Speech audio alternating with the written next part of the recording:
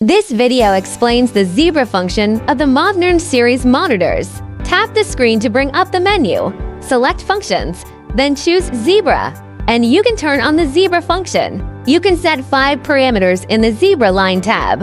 Area Options enables IR, range, and color. Tap Area Options. You can see 3 options: low, middle, and high. Each option corresponds to a preset. You can adjust IR, range, or color for any preset. Please note that low and high options are not allowed to adjust range. Middle option allows to adjust range. Enable means activating this preset. Tap IR by adjusting the IR value.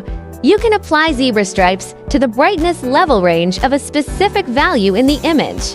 Tap range to adjust the positive or negative interval corresponding to the IR value. Tap color to choose from 4 line colors: white, red, green, and blue. This option is typically used to set different line colors.